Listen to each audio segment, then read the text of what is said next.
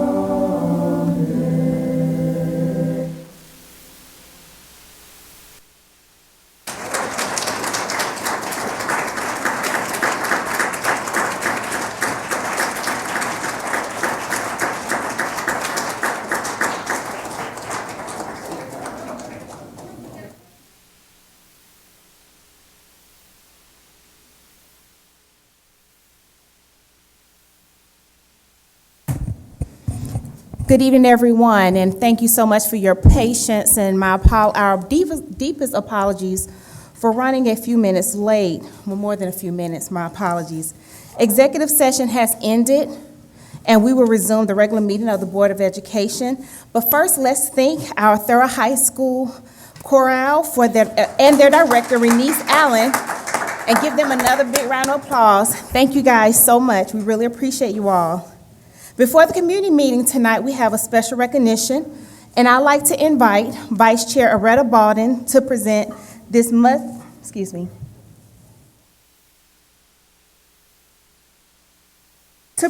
much-deserved recognition to an outstanding community partner. Vice Chair Aretta Baldwin, the floor is yours.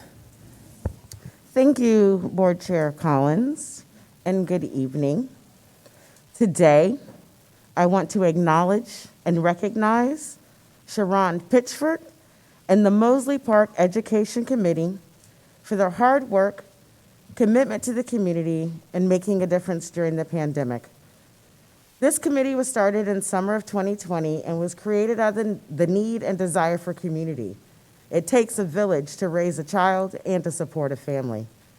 After spending 4 months in the NICU with her son, Sharon realized how much she's depended on her village to get through that difficult time. It dawned on her that there were a lot of parents trying to navigate the complications presented by COVID, and she wanted to find a way for the community to function as a village for them. Sharon brought the idea up at the next neighborhood meeting, the Mosley Park neighborhood meeting, and so many neighbors jumped on board with the idea of helping the families that they started by engaging stakeholders. They engaged the nearby elementary school, F.L. Stanton, the City of Atlanta's Park and Recreation, their board education rep, myself, parents, children's neighbors, really anyone who had thoughts around what the needs were. Members of the FL Stanton staff participated in several conversations with the committee and shared specific things that they felt would support their students. They had an immediate need for math manipulatives that children could have in their homes while doing virtual learning. They felt that children and staff felt disconnected because they were virtual and couldn't engage with one another. And they felt like the children needed more school support where they could have reinforcement for things like reading, comprehension, and STEM. The committee responded by raising over $5,000 in a week to put together math manipulative kits. This provided 100 children with the manipulatives they could use to go along with the virtual lessons. Then in October, they organized a COVID-safe fall festival, which they've done 2 already. And children, teachers, and neighbors were able to come out, dress up, and participate in games that allowed them to see one another and still be safe. They also used this as an opportunity to further engage what the needs were. The largest undertaking has been creating Mosley Kids Create, an after-school program that they wanted to be fun, hands-on, and a way for kids to learn instead of feeling like tutoring or work. After talking to the kids and finding out that they all love YouTube and TikTok, and also having them communicate that one of their favorite classes in school was theater, they came with the idea of teaching them filmmaking. They also wanted to end the program with children having an opportunity to showcase shorts that they created at a film festival. Sharon applied for a grant for the first time ever with the partnership of Southern Equity and was awarded it. So once they actually had all the funds, the idea became something they could truly do. There's a larger team I'd like to mention that has come together around this awesome project. First, I want to recognize James Hicks, the neighborhood president. They also have Kristen Hemingway, who has worked for years with children from preschool to after-school programs to teaching English in China. She has a master's in instructional design and is currently working on her PhD in education with a focus on culturally sustaining pedagogy. We have Ann Hazard, a retired child psychologist who has co-authored several books at helping children navigate difficult life experiences. She has ensured that they included elements in the curriculum to help teach socio-emotional lessons, and she has also helped with making certain they had ways to truly evaluate the impact and progress. Robert X. Goffin, an actor, producer, writer, and director who has helped with the filmmaking elements in the curriculum. And again, James Hicks, the president of the Neighborhood Association, who also has a lot of experience recruiting and hiring, has been instrumental in helping with that process. The committee has had help from many people. Professors from Spelman and Georgia State have advised them, and many other members of the neighborhood have lent their talents to make logos, write press releases, and fundraise. And again, Parks and Recreation partnered with them and gifted the building to use during the program. I would like to thank Sharon Pitchford and the Mosley Park Education Committee for the willingness to get involved and assist. They are still currently raising funds for the remaining equipment needs and for the remaining equipment needs in the film festival. So if anyone thinks that this sounds like something they'd like to support, I encourage you to contact Sharon later. I'm excited to share this amazing program will begin this week, and we can't wait to see this project come to life. The Mosley Park Education Committee, their work and their soon-to-be impact is a direct result of being the solution. A community that did not just identify a problem, but they also dug in to connect and bring forth a solution, and the hard work necessary to bring that idea to light and to life. Thank you, Sharon Pitchford and the Mosley Park Education Committee. Wishing you the best of luck this week and this year. And if I could have Sharon and James come forward for your plaque presentation. I think there's a visual. Do we have that? No visual? Oh, so I don't know if y'all saw this picture, but this was the awesome family costume for Halloween, which her children dressed up as Shirley Chisholm and Huey P. Newton.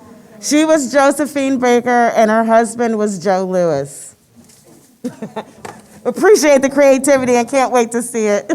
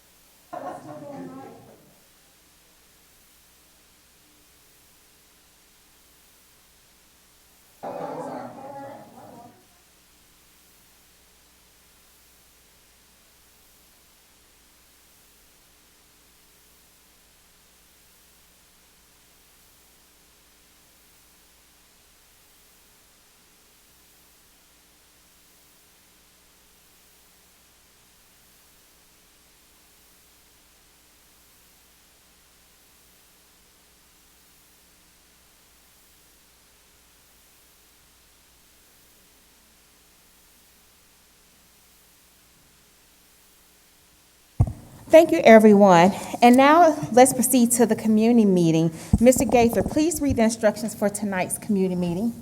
Good evening and welcome to the public comment portion of tonight's agenda. In just a few moments, the board will begin hearing from those who signed up to speak by 5:50 p.m. The board welcomes your comments, but before we get started, please take note of the following guidelines on how public comment is conducted. The board has allocated 1 hour for public comment, and each speaker will only be allowed to speak once for a total of 2 minutes. The board may elect to hear community comments in any order or sequence and is not limited by the order of the sign-up sheets. All speakers presenting highly detailed information are asked to put their comments in writing, and comment cards are available for those wishing to do so. In order to maintain meeting decorum, follow appropriate protocols, protect the confidentiality of students, and ensure impartiality, the board will not hear comments on matters involving individual students, parents, or the character, professional competency, or the physical or mental health of any individual. Also, the board will not hear public comment on personnel matters that specifically include the names or titles of employees. This includes, but is not limited to, contract non-renewals, position abolishment, the hiring or firing of staff, and investigative proceedings regarding allegations of misconduct. Comments regarding personnel issues should be sent in writing to Atlanta Board of Education, 130 Trinity Avenue, Southwest, Atlanta, Georgia, 30303, or via email at boardcomments@atlantapublicschools.us. Finally, in order to maintain meeting decorum and to ensure all comments can be heard by the board, applause, cheering, jeering, or speech that defames individuals or disrupts the meeting should be refrained from and may be cause for removal, adjournment of the meeting, and/or suspension from attending future Atlanta Board of Education events, hearings, meetings, and other proceedings. With that said, I would like to call our first speaker, Tracy Thornhill, for 2 minutes.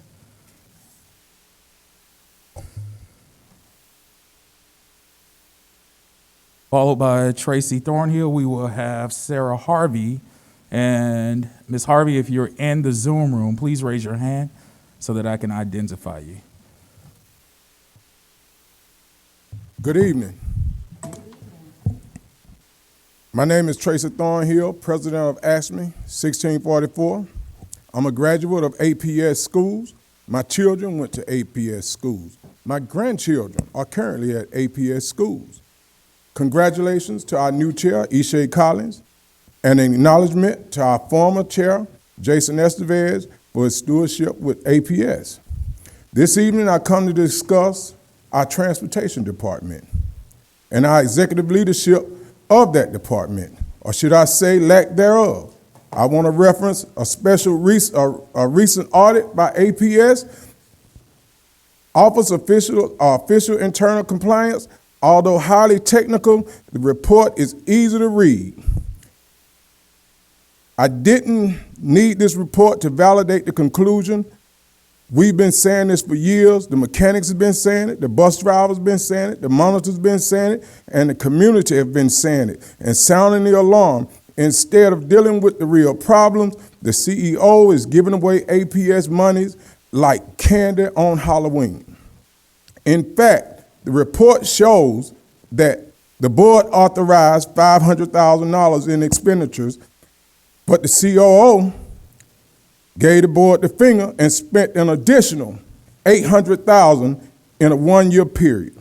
This audit made it clear that there's a total lack of process of checks and balances. 37% of the work orders were closed out without verification of the work being done. Translate that, we paid somebody, and we're not sure we even got the services that we paid for. Now, I know I only got 10 seconds left. My 2 minutes are up, but Larry Hoskins, his time is definitely up.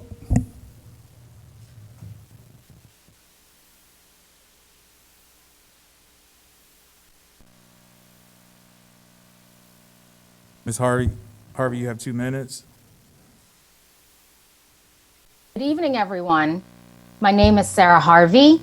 I am the lead founder of Sankofa Montessori, a proposed tuition-free Montessori elementary charter school in Atlanta.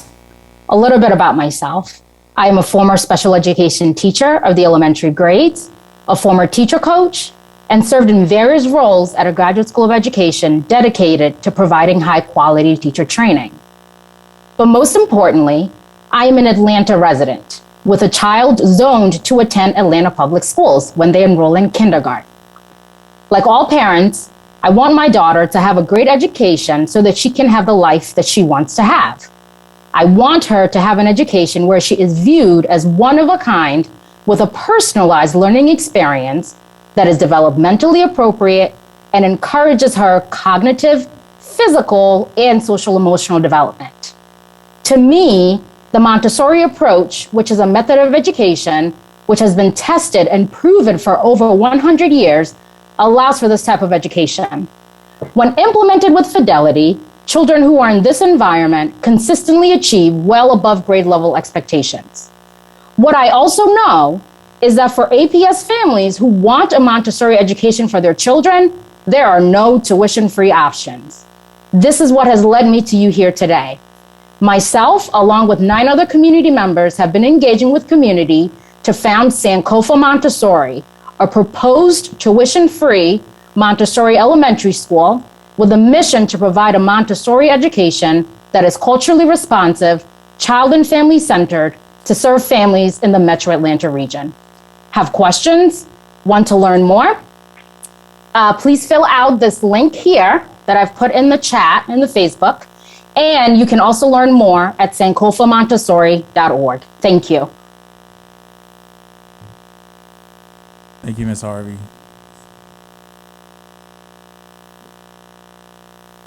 Our next speaker is Maria Dietrich for 2 minutes, followed by Tegan Callahan. And if Tegan Callahan can make their way up to the front as well. Thank you.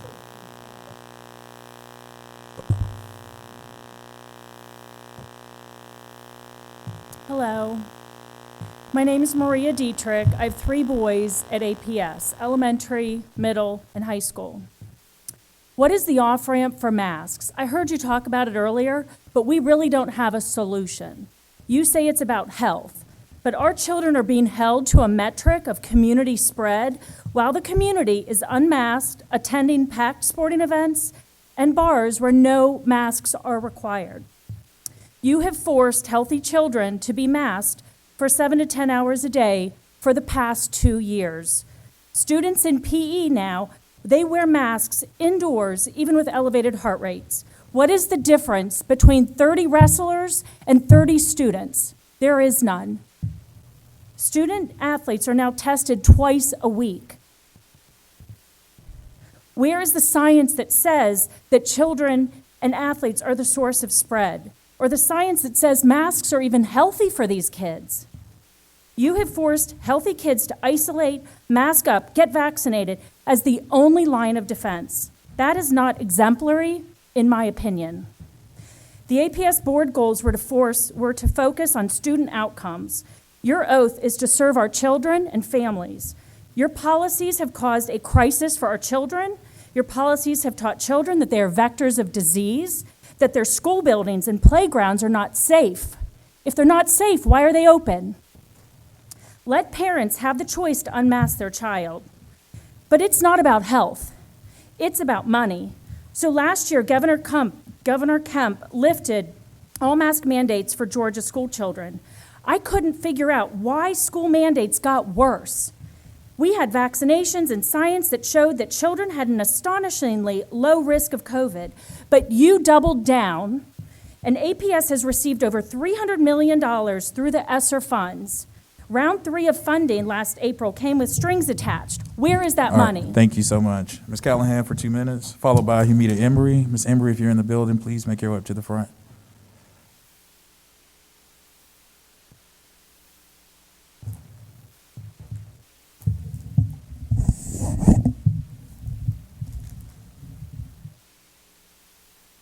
Thank you. Good evening, all. My name is Tegan Callahan. I'm an Atlanta resident, taxpayer, voter, and a parent of a child in a pre-K program at Toomer at Whitford. My family has a horizon of 13 more years in APS. I'm also here tonight as a concerned stakeholder due to recent lived events, but primarily I'm here tonight to be heard because I feel like everywhere I've turned for the last 2 weeks in this district, No one has taken the time to listen to me or the families in our class. On January 21st, parents in my child's class were notified of the reassignment of our teacher. The abrupt, sudden removal of a teacher should be the last option. It should never be the only option. Parents in the class were told that this was the only option. I have learned that there were ongoing concerns related to teacher and staff safety and bullying at this location. Why was the school-specific leadership in this case not given more support to address these issues that have been raised for the past months? I am concerned that children and staff were exposed to a culture of bullying which runs contrary to APS guardrail number 3. If the teacher was indeed the victim of this environment as well, what does that teach our children about who gets punished by bullying? Equally of concern now, after the past 2 weeks, is the lack of commitment at all levels within the district to actually hear and address parent concerns. As a new parent in APS, I am left wondering, is this an isolated response, or is this the norm I should get used to? Parents with concerns and questions were given no space for bidirectional communication with leaders in our district on how our children would be supported during this transition. In addition, my outreach to my BOE representative was not returned. To be honest, in the past 2 weeks, the only people I feel that have heard my concerns is Atlanta Thrive. I am asking for leadership in this district to operationalize accountability to the APS guardrails. What is the plan to fully implement these guardrails? How will you all take accountability and make sure to prevent what's happened to other people? Thank you. Hamita Embry for 2 minutes, followed by Morgan Rison, who lits us.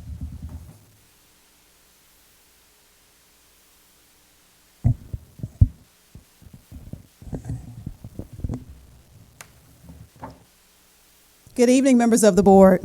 I am Hamita Embry, the Executive Director of AFSCME Georgia. I am also a mother of an APS first grader. So please understand, this is not business, this is very personal. The recent audit report, of our transportation department prepared by APS's Office of Internal Compliance is quite telling and only the tip of the iceberg. There was no documentation whatsoever to justify the buying of a single part costing over $1,000, 17% of the time.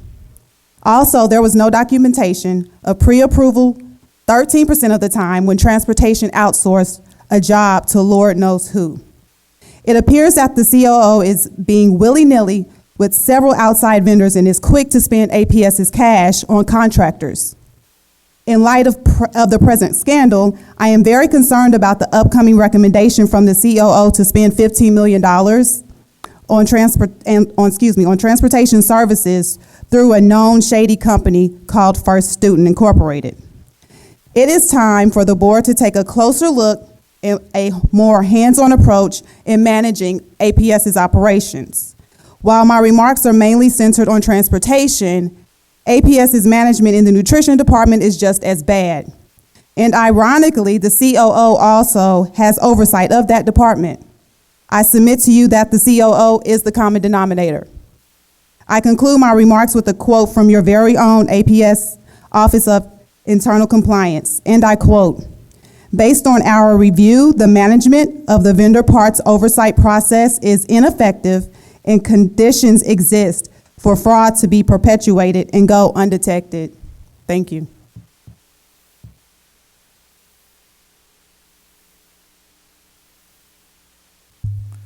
Morgan Rison, Melitza, can you hear me?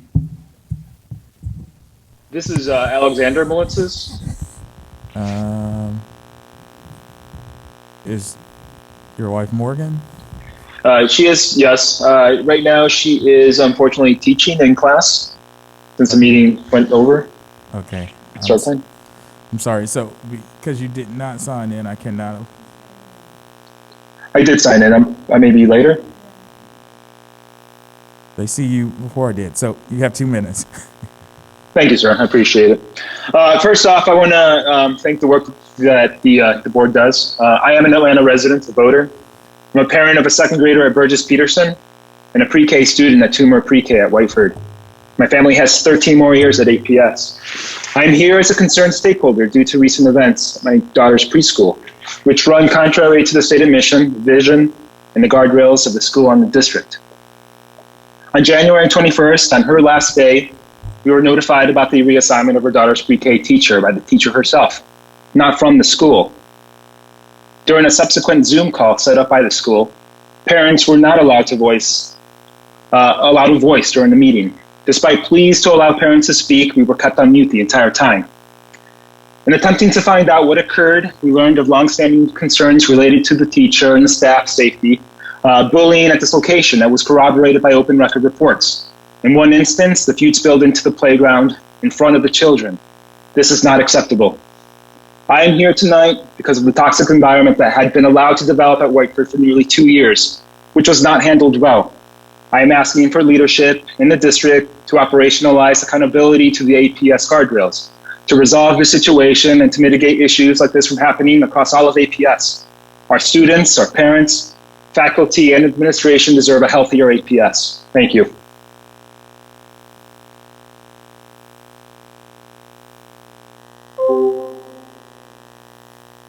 Our next speaker is Tracy Harding for 2 minutes. Hi there, can you hear me all right? Yes, you have 2 minutes. Thank you.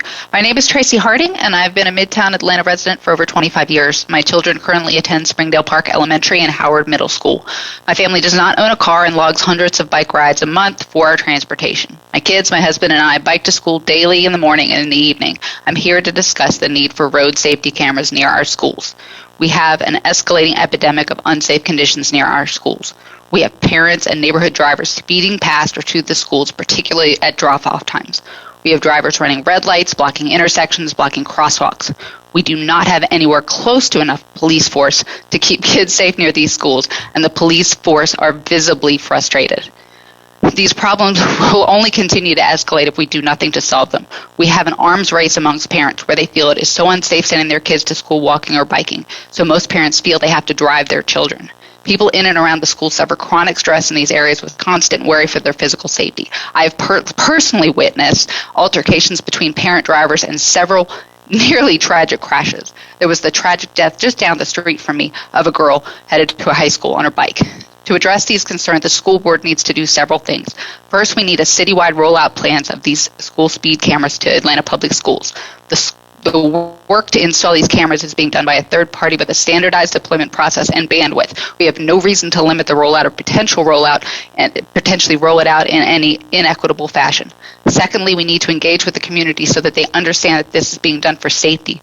No one should believe that this program is about revenue generated. I suggest that there should be a mechanism for violators to do community service to avoid fines. Third, the program needs to be transparent. Reporting on the quantifiable results of these speed cameras needs to be readily available for anyone in the district. I appreciate your consideration on this matter, and I think it's critical to the safety of the community. Many other metro school districts have already implemented this kind of program for their students and families. I sincerely hope APS does the same. Without it, we will continue to create these conditions that abet the injury and death on our school streets today. Thank you. Thank you for your time. Our next speaker will be Crystal Jeffrey, followed by Akeem Williams and Laquita Peters. If you guys would make your way up to the front. First speaker, Crystal Jeffrey for 2 minutes.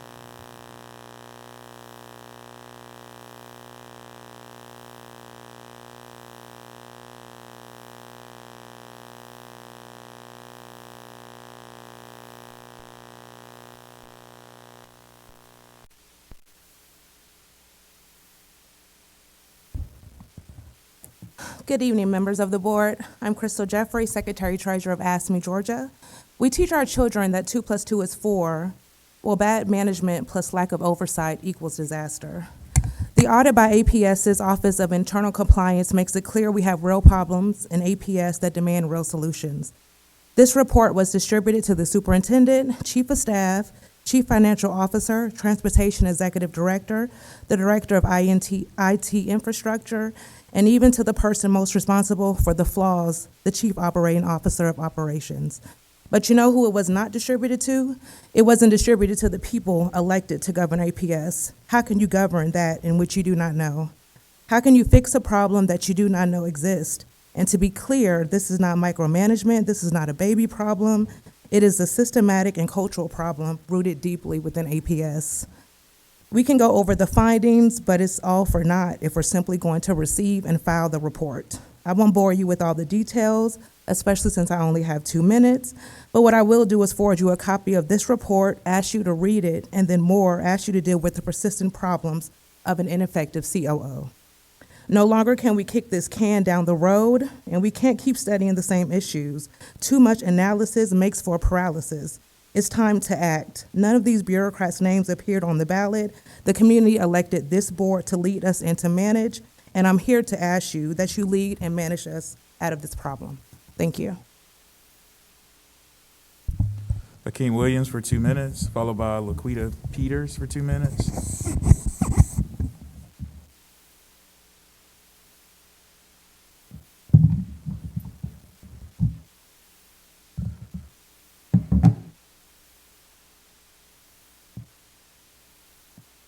Ready? Yes. Thank you. Greetings. We today stand on the shoulders of our predecessors who have gone before us. We as their successors must catch torch of the freedom and liberty passed on by our ancestors. We cannot lose in this battle. Dr. Benjamin Elijah Mays. I'm coming here today as a concerned stakeholder out of Southwest Atlanta. I know I can't go into specifics about incidents that's going on, but there's something going on as it pertains to data manipulation within this district. I've heard from the Transportation Committee, the people that's voicing their concerns about that as well, but there seems to be an issue overall about how we handle issues, and I'm asking that this board address that issue. It's on all levels. It's not just on the school level. It's not just on the associate superintendent's level. It's not just on, it's everywhere. We all talk about quality, we all talk about equity, quality of being fair and impartial, but it's not happening. I feel as if I graduated from Mays High School less than 3 years ago, and the school is constantly deteriorating from scores to leadership and accountability. I am tired of having to argue with administrators that don't hear me out. I'm tired of having to come down here. I go to school from 8 o'clock to 2:30, Monday through Friday, 5 days a week for the last 8 months. I've had to go up there more than 50% of those times, which has caused me to be late, turn in assignments late, and constantly stay up worrying about what's gonna happen to my sisters at school. Are y'all gonna wait till someone get killed, hurt, or harmed before y'all make a change? I am tired. Please help. Our next speaker is Laquita Peters for 2 minutes, followed by Brother Anthony Mohammed for 2 minutes. Brother Mohammed, if you'll make your way up to the front.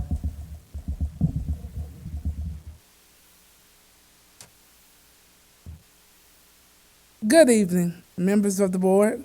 I am Laquita Peters. I'm a cafeteria manager at Herron High School. I've been here for over 20 years, and I've been through several vendors. More than a cafeteria manager, I am first a mother of an APS student. I care about our schools, about our community, about our students. The COO has spent a lot of money on a lot of questionable businesses and have awarded a lot of questionable contracts. With all the spending, we can't even get working refrigerators, equipment at work, enough staff in the kitchen, inside our school cafeterias is just it's horrendous right now. Not to worry, though, this has been a cash cow boom for certain contractors. Instead of buying refrigerators, the COO and the nutrition department director have provided the hookup to a company that has refrigeration trucks. We don't need refrigeration trucks. We need refrigerators. The trucks are expensive, ineffective, and do not store the food at adequate temperatures. I believe the board needs to fix the problem with our COO. But if you don't fix the problem, please fix our refrigerators and our other demands that is needed in the nutrition department. We can serve our children instead of serving contractors. Please, please think about our children. Our next speaker is Brother Anthony Mohammed for 2 minutes, followed by Rebecca Cerner for 2 minutes.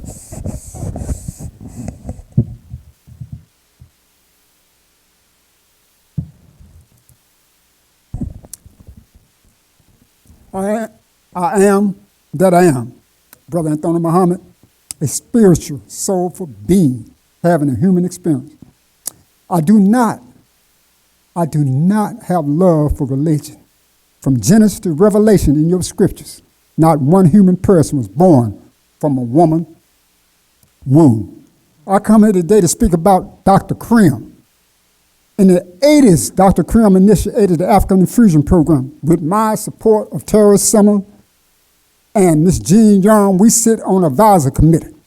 And then before we had the last superintendent, before we got the new one in 2022, they want to hear anything about the culture of our committed people. We have to teach the truth about our history today. The Caucasians need to know. Our people need to know, so we can become one people, representing the will and the opportunity to share these resources on this earth fairly. Right here in Atlanta, you still got the majority of citizens that look like me. And you got over 50% of those that don't even have $2 in the bank. So I come to speak about these sisters and women and children and the seniors. They send the children to school. I went to the Jean John school. I have a grandchild. You give them these green bananas, literally. You give them these fruits that is mixed, that is already damaged, have a distinct taste to it. I pick up my grandchild.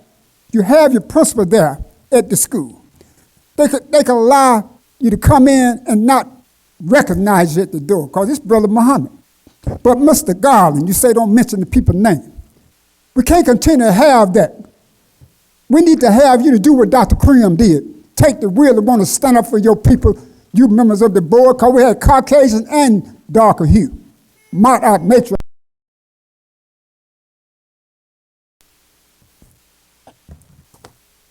Rebecca Cerner, you have 2 minutes, followed by Mary Palmer. Ms. Cerner? I'd like to thank the Board of Education for your work on behalf of Atlanta Kids and Families. I'm the Executive Director of the Atlanta Bicycle Coalition, a nonprofit dedicated to creating safe transportation options. I'm also the parent of 3 boys in Atlanta Public Schools, and my oldest graduated in 2020. We walk or bike to school, and we witness speeding cars and large trucks as we cross a major street on our way to and from school every day, along with hundreds of other students, teachers, faculty, and staff at the school. I'm here to speak tonight about the automated speed camera program, which we support in order to prevent fatal crashes on our streets, protect the lives of students, families, teachers, and staff, as well as community members, and to prevent unnecessary police interactions. One of our priorities is to make streets safer, measurably so, for people walking, biking, and using scooters or wheelchairs. A 2022 policy recommendation includes implementing the automated speed camera program in school zones, but we believe it's very important to do so equitably and transparently. What does that mean to us? That means we call on the school board to share data with the community in order to provide for that accountability, to prevent the racial profiling too often associated with armed police enforcement, and to inform safer street design.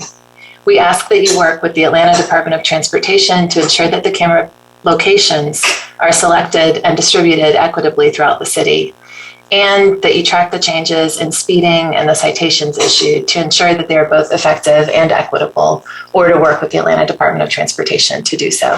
Thank you. Thank you. Our next speaker is Ms. Mary Palmer for 2 minutes, followed by David Ford for 2 minutes. Ms. Palmer. Good evening. Yes. This is Mary Palmer. Thank you so much for the board being here this evening and for hearing the community's input. Gee, I guess my heart is a little bit heavy this evening as I'm sitting and hearing so many comments coming from so many parents and so many community people, and they're addressing concerns that have just been being addressed over and over again for years. And it appears as if there's no accountability, no hearing, no follow-up. Most of us, in order to speak, have to fill out a comment card and ask for folks to respond to us. And I know most months I do not get a response from everyone. I just clearly want, it just seems as if the problem may be a little bit of pride as in the board and the superintendent and her staff knows what's best. Well, that sounds a lot like Proverbs 16:5. The Lord detests all the proud of heart. Be sure of this, pride goes before destruction, a haughty spirit before a fall. So be careful about knowing all the answers and not listening. When pride comes, then comes disgrace, but with humility comes wisdom.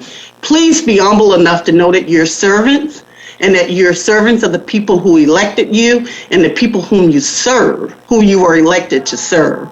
Please listen. Go back and look at the comments in the chat and go back and listen to what parents and community members had to tell you about what's concerning them with their children's education. We have leaders in these schools that are not doing their job. We've complained about it for years and nothing is being done. The best we get is just someone giving us a listening session followed by no action. Please help address the needs. Please address the needs of what the community is asking you. And one of them is the Adamsville GA Towns Community Resource Center, where we want to be engaged, just like the... Thank you, Ms. Palmer. We'll follow up. Our next speaker is David Ford for 2 minutes, followed by R.R. Harris. Ms. Harris, if you will raise your hand in the chat just so I know which one to click on. Mr. Ford, you have 2 minutes. Thank you to all who have worked tirelessly throughout the last 2 years on behalf of our children. I'm the father of an APS kindergartner. Today, we are in the midst of a crisis, but this crisis is different than the one we faced in March of 2020. Youth depression, suicide, drug overdose deaths, and obesity have all risen dramatically during the pandemic. The unintended consequences of pandemic restrictions are now a greater risk to our children than COVID, and we must act on that reality. Vaccines are available to children aged 5 and up and likely to be under 5 as well soon. And children are extremely low risk of serious COVID illness or death. CDC data show that annual pediatric mortality from COVID is similar to that of the flu for unvaccinated children and even lower for those that are vaccinated. Extraordinary measures in our schools are no longer justified, and it is time to allow children to return to normalcy. I'm here to ask the board for 3 things. The district should commit to in-person schooling regardless of case rates. Masks should be optional for children given the myriad of protection options available and the very low risk for serious illness or death. And children should be presumed healthy. And if you're sick, stay home, just like before the pandemic. We can and should protect the medically vulnerable children and adults using focused protection strategies that protect individuals with risk, just as we did in the years before COVID, rather than prolonging harmful restrictions on all children. I'd like to have a roll call for everyone negatively affected or heard today. For the hearing impaired children who cannot see their math teachers and friends to read lips, for all the children denied emotional development, unable to learn from facial visual cues, for those children with special needs that were unable to get needed care, for those children with asthma or breathing difficulties or skin irritation forced to wear masks, for the 2,000 children that are no longer part of the APS school system since the start of the pandemic, and for the 200 additional students that were simply dropped from the enrollment records due to lack of attendance in the first year of pandemic. The pandemic restrictions are causing more harm than help for our children. Children deserve a return to normalcy. Thank you.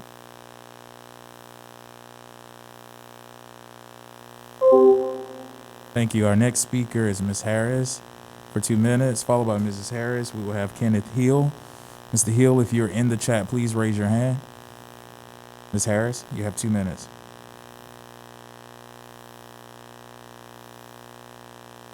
Ms. Harris, can you hear us?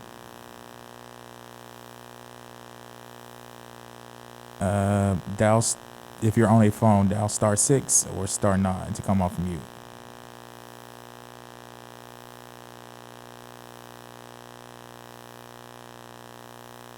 Ms. Harris, we'll come back to you. Mr. Hill, you have 2 minutes. Good evening, board members and superintendent. I appreciate you all having this meeting this evening and hearing from the community. I'm reaching out as the president of the Launchpad Foundation, which is a nonprofit organization that's invested in the literacy support for our elementary school age children in the APS area. specifically at GA Towns Elementary School before it closed. We served there, along with Harper Archer and LP Miles Elementary Schools. You know the numbers, you know the need for the students there, especially our second and third graders who are preparing for Georgia milestones. I'm here to ask that you listen to the community's request for GA Towns facility to be allowed to become a community hub for students, parents, community members to enrich and enlighten their paths by having a place that they can come to receive resources that they need and to be able to have auxiliary support that goes beyond the traditional programs that are being offered by APS.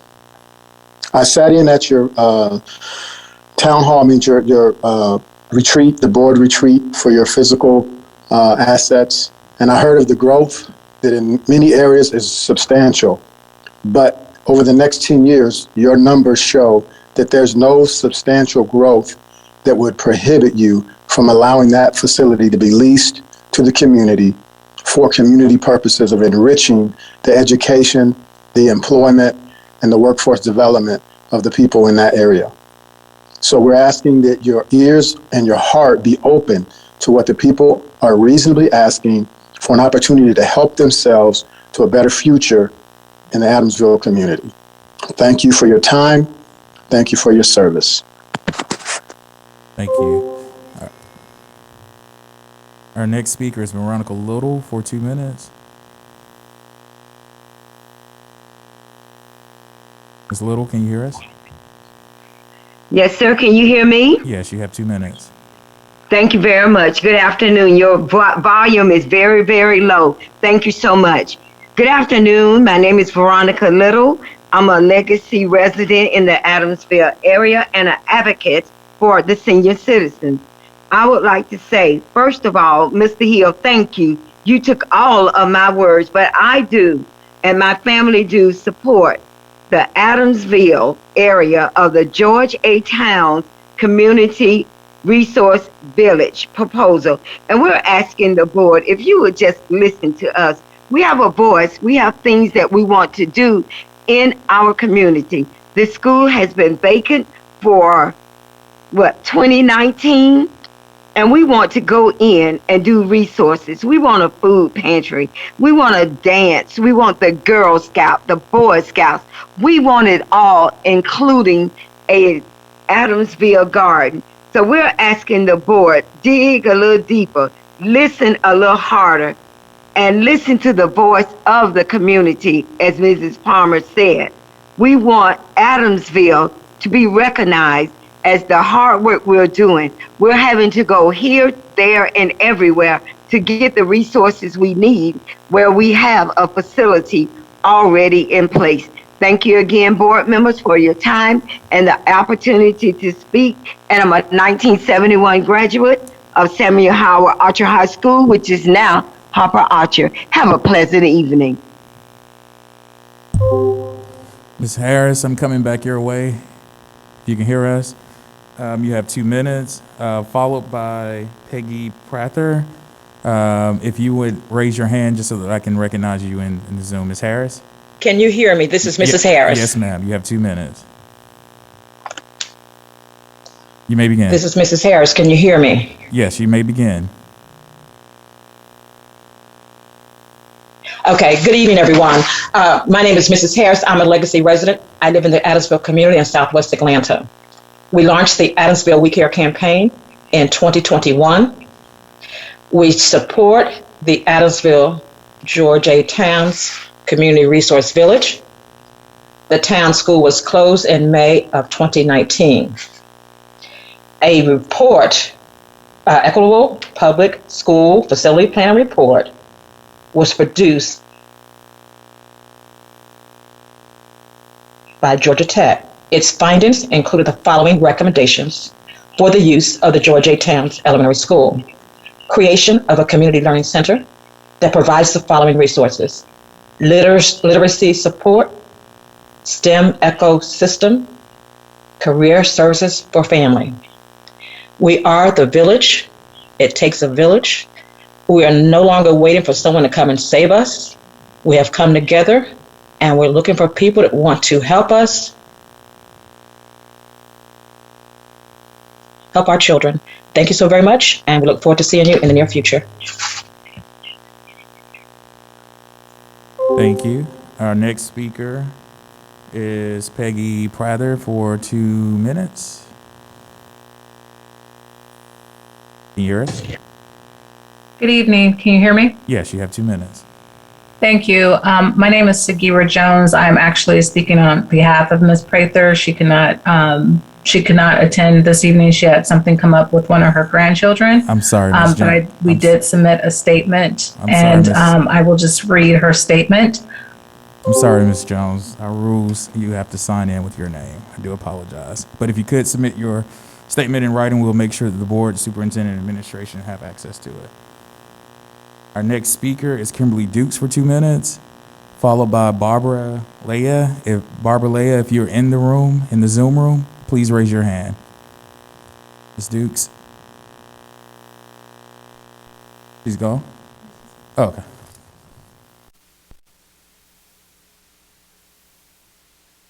Ms. Leah, if you're in the Zoom room, please raise your hand so that we can recognize you. Come on, Ms. Dukes.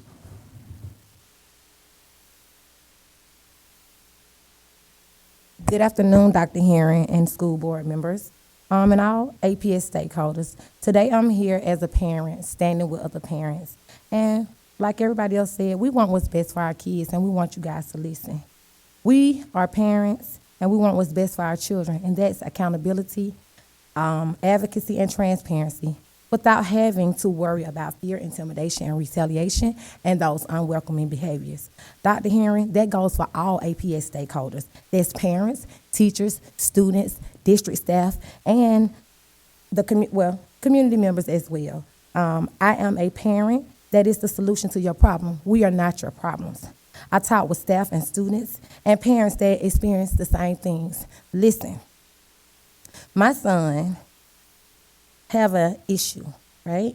And I started with this teacher, and I've talked to everybody in between, and I went all the way up to Dr. Herron, and still no clear answers about my son's educational needs. My son is a 3rd grader, and he's reading on a kindergarten level. He qualifies for IEP services in all core areas, and it breaks my heart to know that his schools only offer services in ELA and math for K through 3rd grade.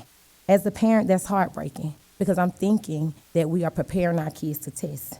Just thinking about all of the losses and the time that our children lost in education, when parents are standing up and asking for the best options that you have, please don't retaliate against us. Please don't show up as fear. We are parents, and the only way that my child will ever have a chance at life, college, or career is if he receives those services. You guys receive a lot of money. We're asking you guys to listen. Listen to parents, listen to the communities. That's what everybody has said tonight. And what you guys are not doing is listening. That Guardrail 3 is really important, and it's urgent that you implement it and talk to the community. Thank you. You guys have a great night.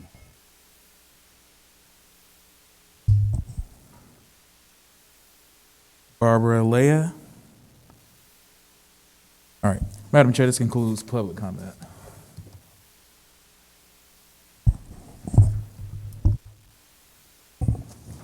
Thank you so much, community members, for taking the time to speak with us this meeting. We always appreciate your feedback and your engagement with us.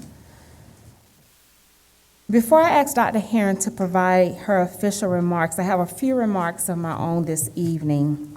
First, I want to highlight Black History Month, which is among the most participatory annual recognition months we celebrate here in Atlanta Public Schools. We celebrate widely on social media and classrooms with special performances from our schools and tributes. And in doing so, we call attention to the figures, both past and present, who have made notable contributions to our community and who inspire us to think and act. Black history, which is a part of everyone's history, 365 days a year, is collectively spotlighted each February, so we have a chance to further explore and understand the roles of African Americans in the history of our nation. In particular, APS students learn more about our alumni such as Dr. Martin Luther King Jr., Charlene Hunter Galt, and Hamilton Holmes, who were the first African American students to attend the University of Georgia. Singer Gladys Knight, former U.S. Health Secretary and founding Dean of Morehouse School of Medicine, Dr. Louis Sullivan, former Atlanta Mayors Maynard H. Jackson and Keisha Last Bottoms, and our newly elected Mayor, Andre Dickens. Renowned and entrepreneur and builder Herman J. Russell, basketball legend Walt Clyde Frazier, and many, many others. At the many schools named for African American trailblazers, Black History Month provides an opportunity for students to better understand the who and why behind the name on their school building. Throughout this month, our schools augment their curricula with lessons and inspiring stories. Many schools have special events and programs planned for the month, and I encourage everyone to check out your cluster and get involved. A good sample list of activities can be found on the APS blog at talkupaps.com. And harkening back to what I said a few minutes ago, Black History Month is an inspiration to think and act. And this evening, we will be bringing forward a resolution expressing opposition to divisive legislative proposals that stifle instruction in K through 12 classrooms, because we are indeed inspired to think and act. Next, I'd like to lift up the outstanding work of our school counselors, because today kicked off National School Counseling Week. This annual recognition week is always important to the school board, and more so this year than ever. We rely heavily upon our school counselors to ensure that our students achieve success and stay mentally, spiritually, and motivationally healthy in safe and secure learning environments. I know Dr. Herron, who served for many years as a school counselor herself, sent a message to staff today where she recognized how our APS counselors have come together and tackled the work of in-person pandemic-era learning. I want to share a piece of that message, that our APS counselors have worked hard implementing the Universal Screener for Student Wellness and have been continuing to support the elevated needs of scholars across the district. They are also working as a group on the APS Comprehensive School Counseling Program, focusing on equity, data, and standards. Now, how fitting then that this year's theme for National School Counseling Week is Better Together. We have over 108 counselors in our traditional schools and another 35 who serve in our charter and partnership schools. And later this evening, we'll be bringing forward a resolution to honor them and encourage everyone to honor them all year, but throughout this week especially. And finally, I want to highlight that the week of February the 21st through the 25th is Public Schools Week. Championed by Learning First Alliance, Public Schools Week was created to showcase the strength and potential of our nation's public schools and our students' futures. This year's theme is creating safe, equitable, and engaging public schools. The theme was inspired by this current school year, a year unlike any other, where meeting student needs stemming from varying degrees of social-emotional issues and academic disruption has challenged schools across the nation. And here at APS, our schools have done an incredible job re-engaging students and their families, as well as addressing overarching health and safety concerns. I encourage everyone to highlight how you are creating safe, equitable, and engaging environments by visiting www.publicschoolproud.org, and there you will find information about participating in the week's virtual events, and you can download resources to get involved and celebrate public schools on social media and more. And as a product of public schools myself, I want to encourage everyone to get involved. That concludes my brief remarks for tonight. Dr. Herron, we are ready to hear the news of your items and updates. Thank you, Madam Chair. First, I want to provide a brief recap of our work session reports from today. We had 4 presentations. Our first presentation was on the Georgia School Zone Speed and Safety Camera Program, presented by APS Chief Operations Officer Larry Hoskins, APS Chief of Police Ronald Applin, and Mr. Orlando Torres, who is the Director of Account Management at Vera Mobility. They summarize the partnership between our two APS departments and Vera Mobility and emphasize how this project will create safer environments for our students and communities. They also reviewed the next steps for this project, including their community awareness calendar regarding site studies and site location selection.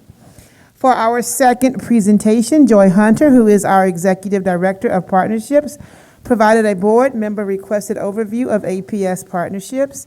Mrs. Hunter provided an overview of the Office of Partnerships and Development and summarized what they provide, their 2020-2021 impact information, and the department's vision for their future work.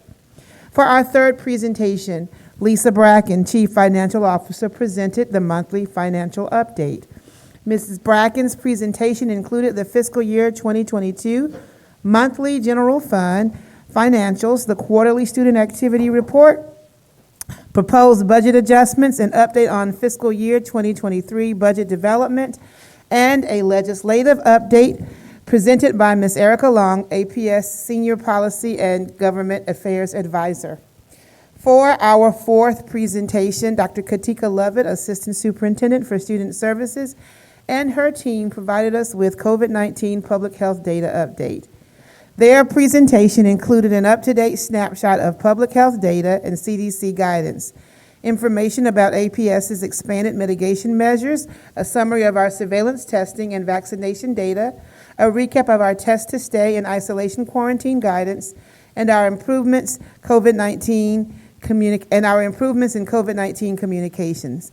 I thank all of our work session presenters for their thorough updates.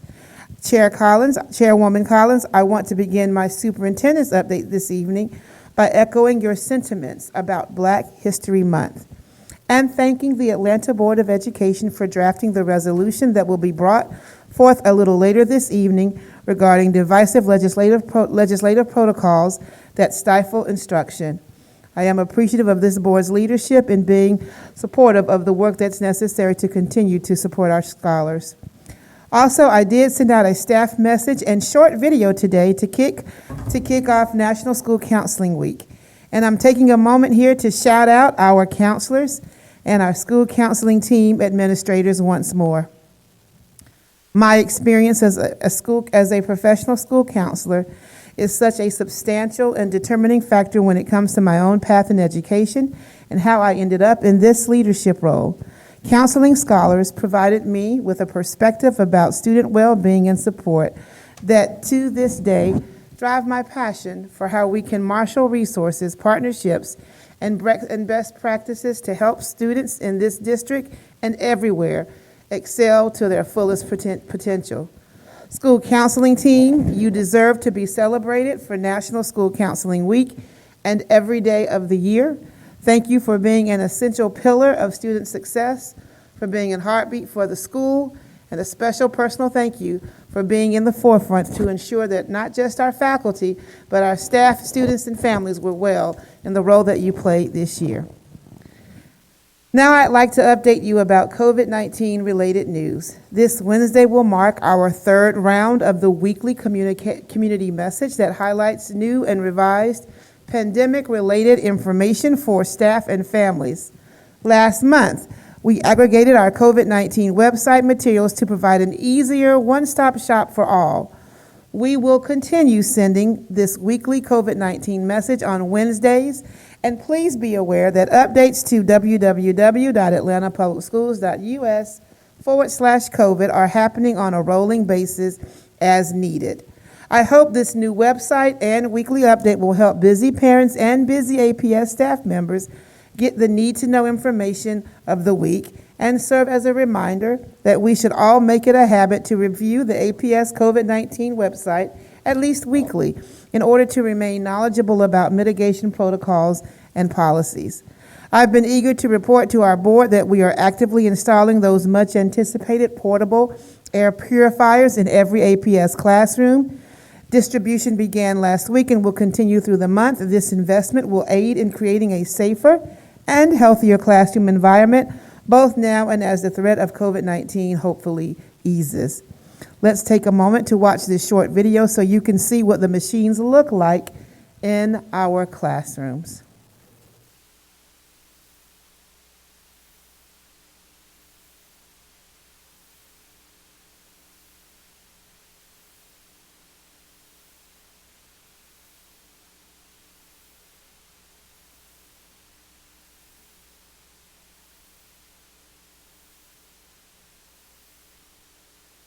that are as safe and healthy as possible for learning and working. When it comes to air quality, we have devoted significant resources from our special purpose local option sales tax program known as SPLOST toward the installation of new HVAC units in several schools over the past few years. Research has helped us conclude that additional mitigation resources should be put toward installing EnviroClean's air filter units in all APS classrooms. With the consent of our board, we have committed $3.5 million of CARES Act funding for this initiative. This adds an additional layer of protection for staff and for students. And it adds to our comprehensive mitigation strategy, which has been successful in keeping our schools open for in-person instruction for the vast majority of this school year. Our goal has been to ensure that neither the installation nor the daily operation of these units would disrupt teaching and learning. We believe we've achieved that goal. We are proud of this equitable investment to improve indoor air quality. These units will remain in our classrooms beyond the pandemic and will be a part of our overall protocol for providing our students and teachers with clean, healthy learning and working environments. Thank you for your contributions in support of this effort, and please, stay well.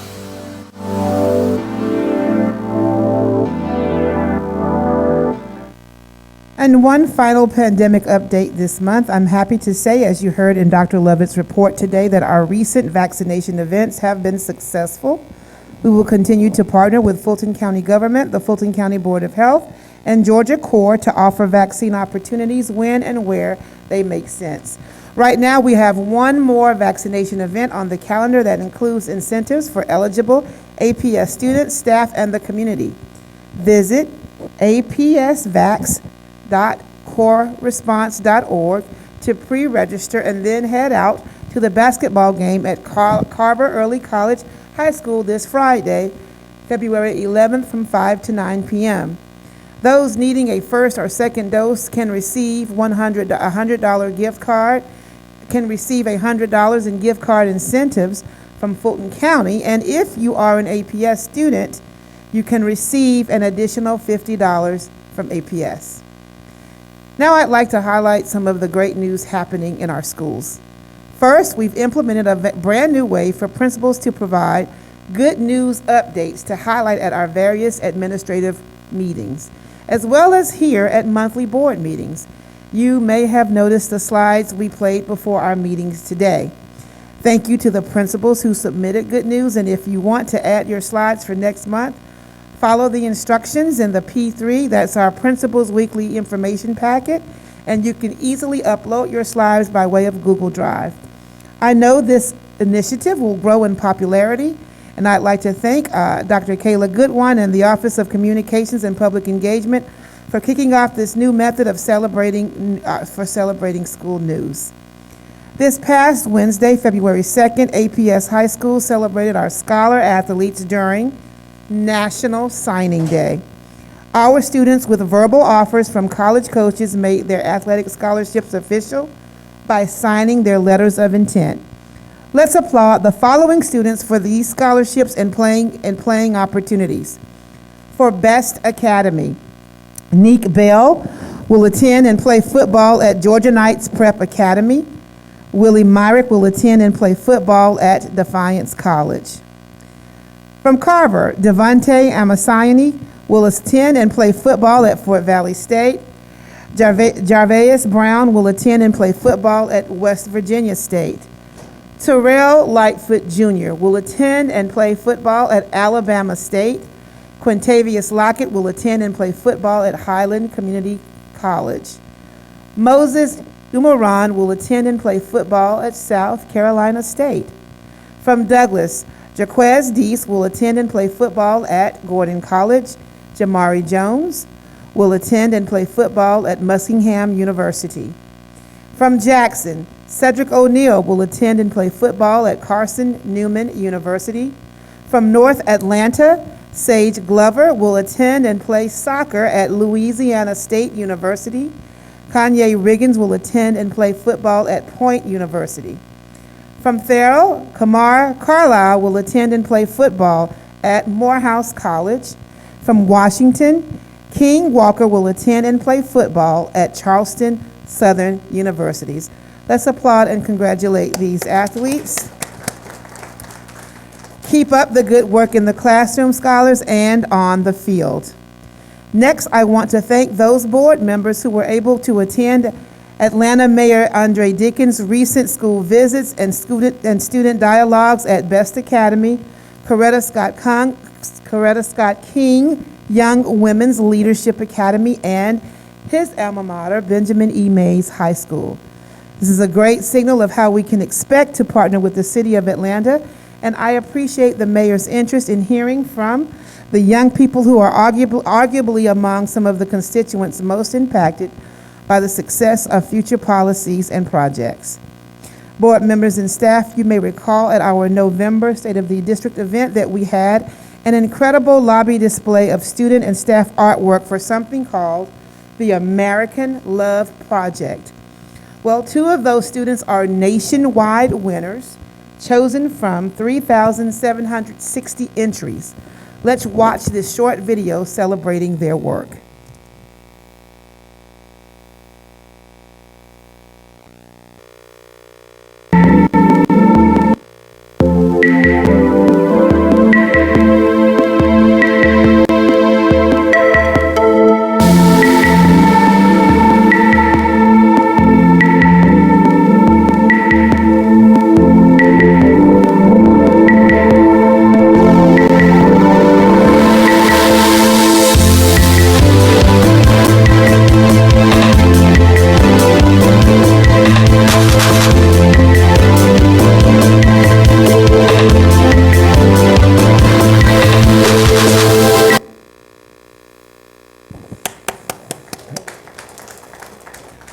Congratulations to the national first place winner in the elementary division, Genevieve Jackson, a 5th grade student artist at Bolton Academy, and to her art teacher, Sarah Sevier.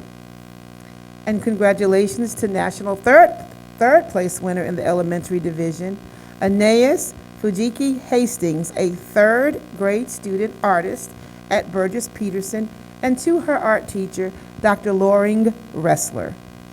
I also want to point out that Genevieve received the most votes of any submission in the entire project, even more than the middle and high school division and professional artist division. If you want to learn more and see all of these love-inspired pieces of art and even purchase Genevieve's winning piece, visit www.theamericanloveproject.org. In another set of 2, we have 2 APS educators who have been nominated for the Life Changer of the Year Award. Dr. Cheryl Neely, our lead counselor at Frederick Douglass High School, who is called Dr. Graduation by her colleagues and students, was nominated by Brittany Walker, a member of the community. And Keely Sutton, an 8th grader ELA teacher at Luther J. Price Middle School, who is known by her students as the Black Mamba, was nominated by her daughter, Kayla Sutton. Life Changer of the Year is sponsored by the National Life Group Foundation and recognizes and awards the very best K-12 educators and school district employees across the United States who are making a difference in the lives of students by exemplifying excellence, positive influence, and leadership. Dr. Neely and Ms. Sutton are now eligible to receive one of 17 cash prizes up to $10,000. If you want to learn more, visit www.lifechangeroftheyear.com/show spirit. And everyone is also encouraged to add on to your Life Changers nomination by leaving comments on their individual profile. The award selection committee will take these comments into consideration. And now a few calls to action for us. You may have seen that we announced our 2022 high school graduation schedule last week. Mark your calendars and get ready for May 24th through May 27th to be spectacular. Seriously, the incredible way we celebrate commencements here in Atlanta are extraordinarily impressive. And there is nothing better if you need some fresh inspiration for the work you do in public education just to witness our scholars and their families on graduation day.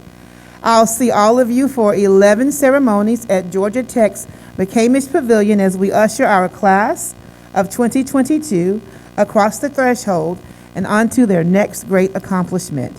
Please visit www.atlantapublicsschools.us/GradNation to download the schedule and keep tabs on other important information this spring.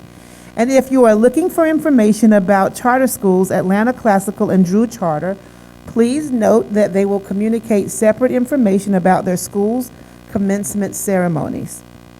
The APS Pre-K lottery application window is open through March 11th. Please spread the word that families can apply by visiting enrollearlyatl.com, and they can find much more information about our program and the benefits of early learning by visiting www.atlantapublicsschools.us/pre-K.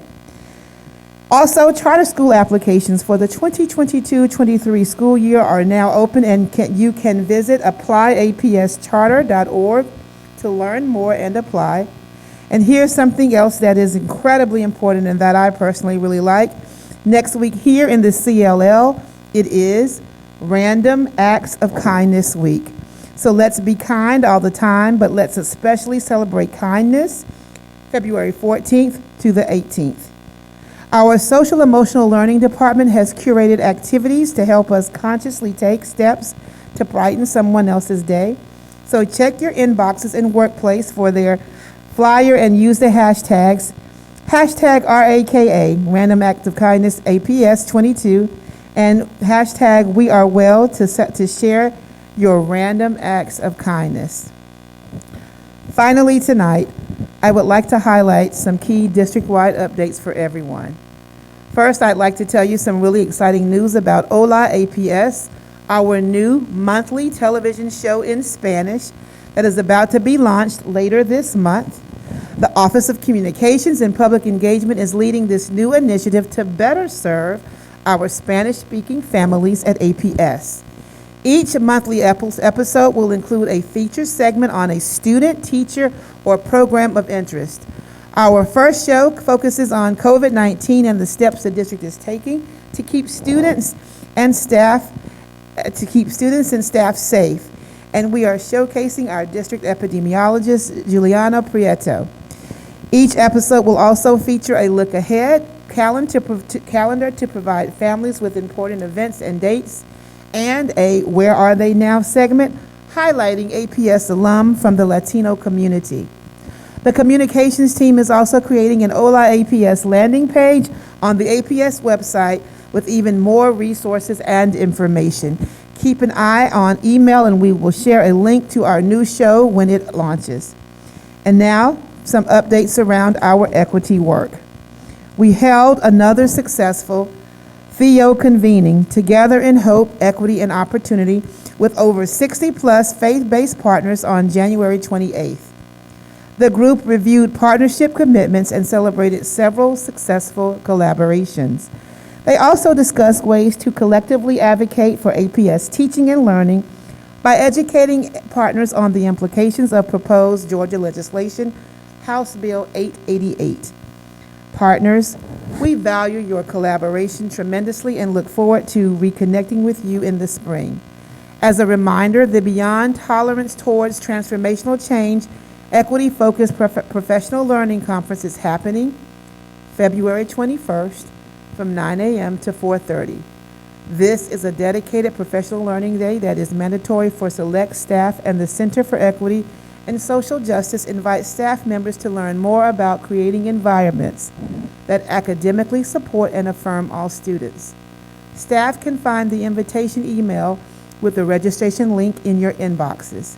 And keep your eye on Channel 11 because news anchor Aisha Hayward from the 11 Alive team recently sat down with chief equity executives from the City of Atlanta, APS, Invest Atlanta, and the Atlanta Beltline in honor of Black History Month.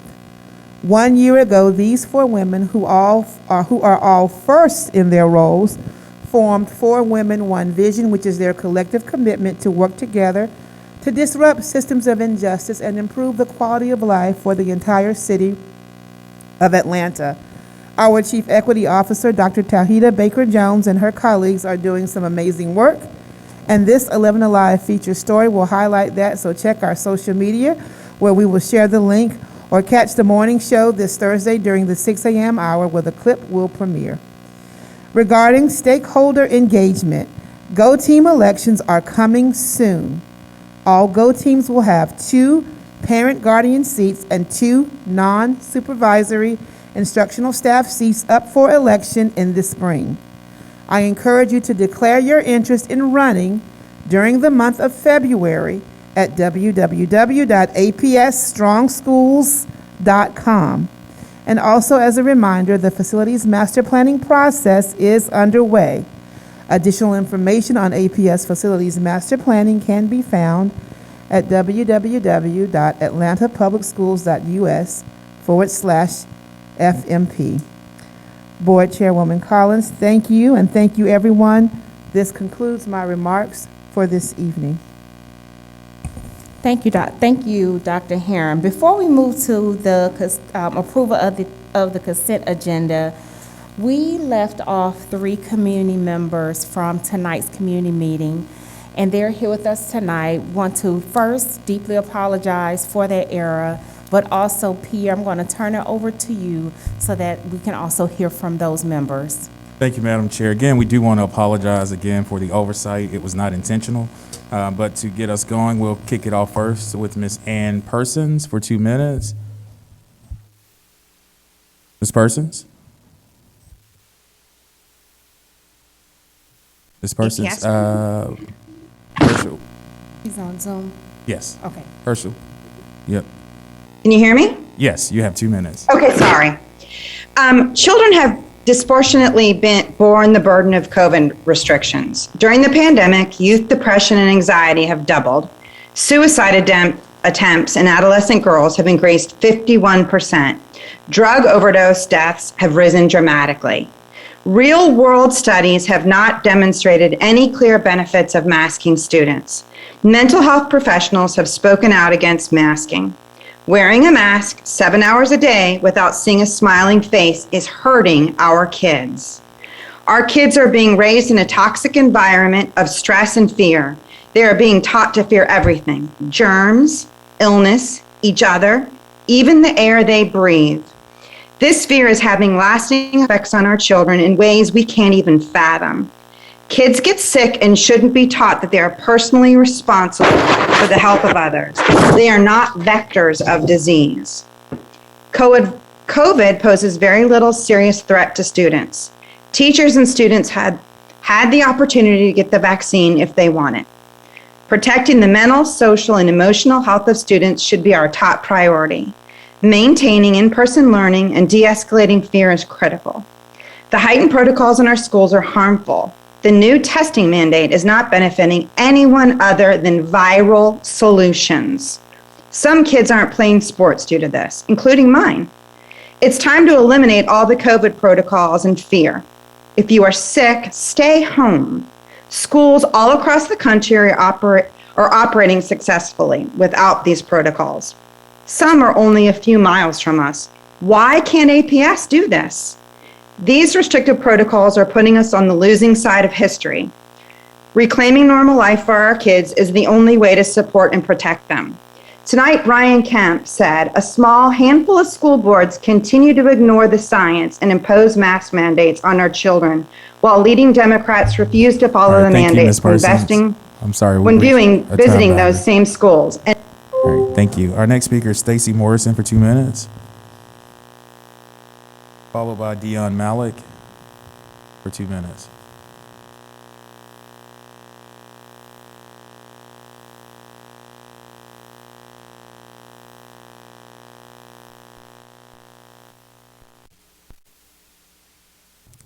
Thank you for allowing us the opportunity. My name is Stacey Morrison, and my son is a first grader at Morningside Elementary School.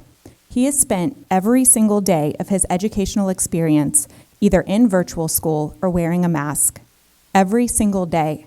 He has not had 1 day of normalcy since starting school. I thought for a long time about what I would say if I got the chance to talk about masking policies at APS, what I thought might resonate with this group. Is it sharing the laundry list of studies proving that masking kids provides no benefit? Is it having pediatricians and child psychologists speak to you about the trade-offs of masking children and adolescents? Is it sharing the names of all the districts, many in our city, including Fulton, Cobb, and Marietta, that have never had these policies and have successfully been open all year long, as well as last year? But I think the truth is, no matter what I say, these policies aren't going to, or these facts aren't going to change your mind, because doing so would require changing everything that you've believed in for the last 2 years. But the time has come for our children to have some level of normalcy, the same normalcy that is afforded to all of you up here. APS kids can't go to their weekend basketball games without wearing a mask, but some of you up here have recently attended a Hawks game without a mask. Dr. Herring, you recently visited a kindergarten class to read stories to them and removed your mask so that you were able to be audible to them. But my son has trouble hearing his teacher every day, and she him, because of the mask that they are wearing. I want to be very clear. I have zero problems with all of those actions. I just think that they should also be extended to our children. I think they should have the same rights to be heard, to be seen, and enjoy spending time with their friends, with the option to not include a mask. Thank you. Thank you. Our next speaker is Dion Malik for 2 minutes.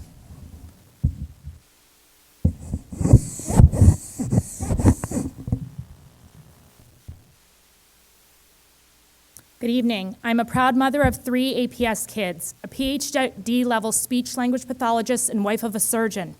I come to you tonight as I have exhausted all other options and am now publicly pleading for drastic change of the current COVID mitigation protocols in Atlanta public schools. Youth depression, suicide, drug overdose, obesity have all risen dramatically during the pandemic. The unintended consequences of pandemic restrictions are now greater risk to our children than COVID, and we must act on that reality. So I ask you, what do you want? Fulton County government announced last week that Fulton County eligible residents are 69% with 1 dose and 64% fully vaccinated. Case rates per 100,000 are 336 for Fulton, 345 in DeKalb per CDC. Test positivity per Georgia DPH by collection date at 5.8% for Fulton, 8.1% for DeKalb. The COVID hospital census is down more than 50% from peak in Region D, and it's vastly dropping. Fulton also announced renting refrigerated trucks for the morgue.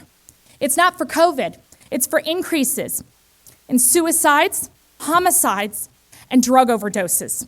So what do you want?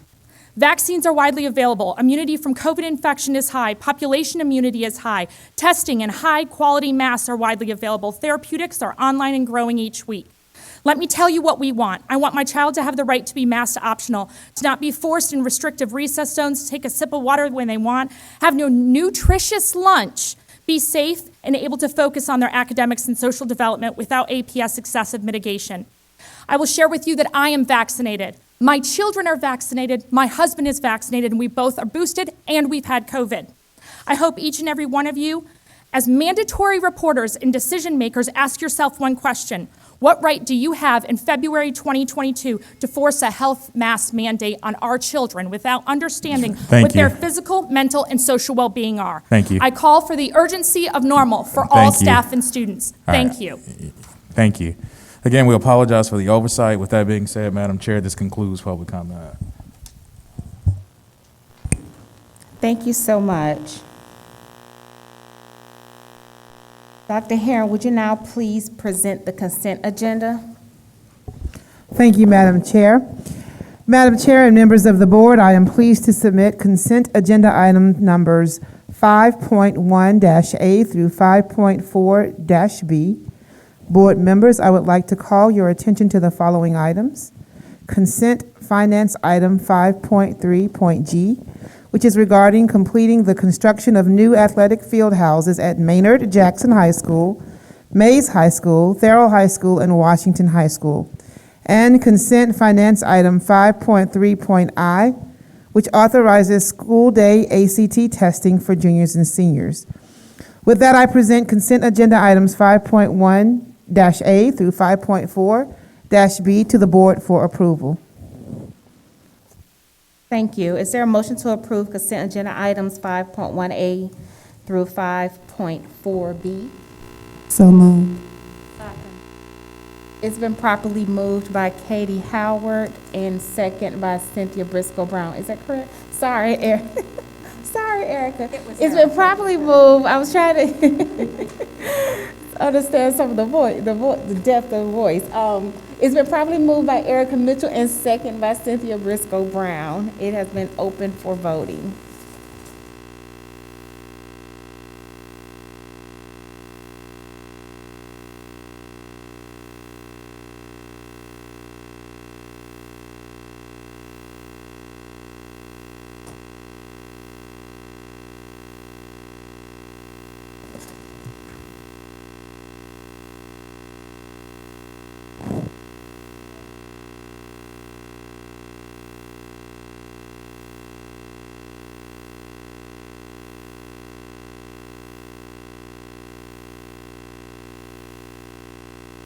I will now open it up for discussion on agenda item 6.1, the monthly budget adjustment.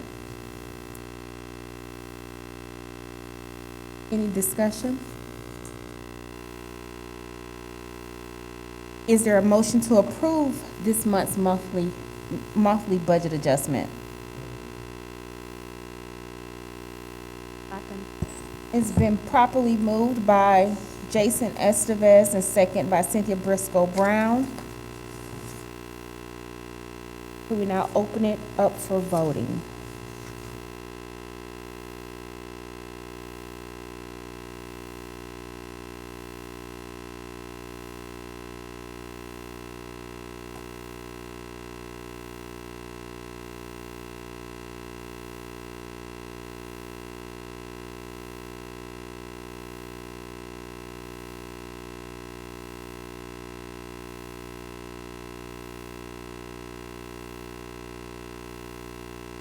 Thank you. Now we have item 6.2, the Student Council recommendation for school years 2022 to 23, 2023 to 2024, and 2024 to 2025 for final approval.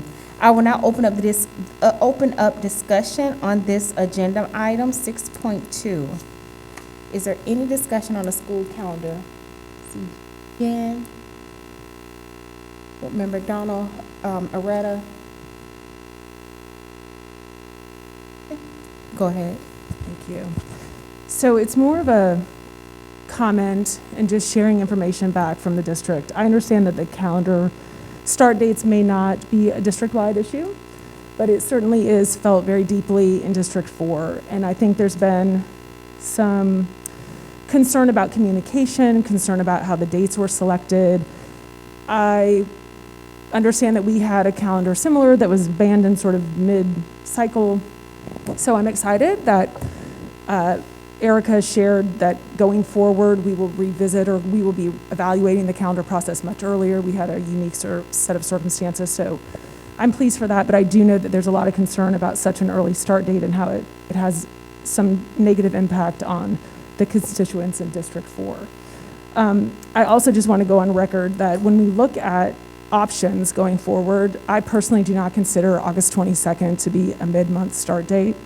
And I think there has been a lot of reverb for us, but even me personally as an APS mom, if I was doing calendar math, I probably wouldn't land on that being mid-month. But I'm excited that we're going to, just continue refining our evaluation process as we go forward and continue involving those stakeholders as we look at, what is best for the district at large. Greta? I just want to lift the voice of the students that I heard over the past few days about the calendar, and their acknowledgement and appreciation of the week-long break, and it helping them to reset, to rejuvenate. And I just want to elevate that student voice in this conversation, who are also stakeholders, that they are in support of these week-long breaks. Thank you. Okay, I didn't want to get ahead of a board member. We good? I just wanted to take a moment to acknowledge both Board Member McDonald's and Board Vice Chair Baldwin's comments regarding the calendar, and also just on behalf of the work and the time and collaboration and engagement that has gone into this process. Making a decision around the calendar schedule has historically, just in this work in general, been one in which it takes a great deal of time and consideration, and very rarely does it fall on a unanimous decision from the community's standpoint. I do want to acknowledge and appreciate the level of engagement that has taken place up to this point. I appreciate Mrs. Long and the work that she's done in collaboration with our administration, with school leaders, with Go Team members, with teachers, with principal advisory, as well as student voice. And even engaging all of that and allowing for our district to provide the time for us to poll and get feedback, it still finds us in a space where we always have additional opportunity. It simply needs to be said and acknowledged. We recognize that there's always going to be a position that may not be 100% in support, but that do know that there's a diligence that's given to this process. And as we continue to move forward with a calendar process in the future, we'll continue to be thoughtful about how to engage and balance the diversity of feedback. So I want to publicly be thankful for the collaboration and engagement, but also be receptive to the concerns as well as the positive feedback that has come forward. Thank you. Great. Michelle and then Cynthia. I just had a question. Do we do any sort of collaboration with the other metro counties in looking at calendars? And y'all may have answered this and I just forgot what the answer is, but just because we have lots of employees who come into the city, and I was just kind of curious, how do we balance that? Or do y'all get together with, do y'all sit down and share calendars? So you can come, Ms. Long, and speak a bit, but I'll intro that. We do pay attention, Board Member Olympiadis, to what the calendar schedules look like across the greater metro area because of the points that you've shared. Employees may or may not be necessarily within our jurisdiction, but at the same time, we just have a shared community. That doesn't necessarily dictate the direction in which we go, but there is consideration for that. Yes, and thank you. There's been a long-standing tradition to have a common spring break that first full week of April. That's been in place for many, many years. Beyond that, the other districts are oftentimes on other rhythms in terms of how many school years they have approved at once, what they make available, and our metro area is getting larger and larger. So even if we tied ourselves directly to a Fulton or a DeKalb, we still know that we have employees and families who are impacted by and who live in communities across the metro area. But moving forward, I think that we can look at opportunities to be even more diligent about that level of a metro area engagement. And then I would just simply add that even as Metro superintendents, we do communicate regularly, and when there are specific questions like along this nature, we do engage with one another to have a sense of how that's shaping across the greater area. Cynthia? I will echo some of what Dr. Herring said and say that calendar discussions and decisions are regularly, I think, on our list of the top 3 most controversial issues that we ever decide. I've gotten emails for this calendar, against this calendar, for earlier start dates, for later start dates, for every possible variation on the calendar. And I am confident, because I've looked into it and I've had a lot of conversations, that the administration has done the best they can to meet the needs of students, teachers, employees, and the larger community in designing this calendar. If I have one regret, it is that we didn't get started on this a little bit earlier, so that families who need to make childcare decisions for the summer and for next year were able to do that before programs, and particularly summer programs, filled up. I remember having to sign up for summer care by January 31st, or it was all gone.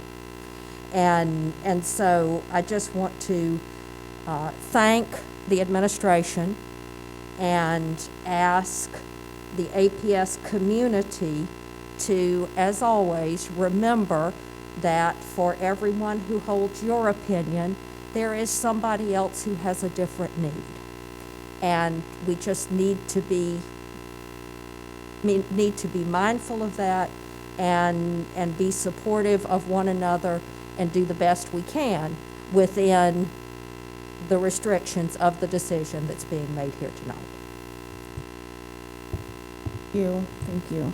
Just, I do have one question. Between last month's meeting and first reading and final approval, how much more engagement and feedback did we receive about the calendar options? Yes, ma'am. At the January meeting, you all instructed us upon approval of first reading to immediately do more engagement around the student calendar. The very next day, we added a link to the district homepage where we solicited calendar feedback through the Let's Talk application. There was already an issue button there for student calendar, but thank you, Board Member McDonald, for making the suggestion that we make it a hot button, even more prominent issue area on Let's Talk. We received a total of about 150 entries via Let's Talk between that January meeting and today. I have responded to each of them. The entries were from a variety of voices. There were definitely people who had issues with what they feel is an early start.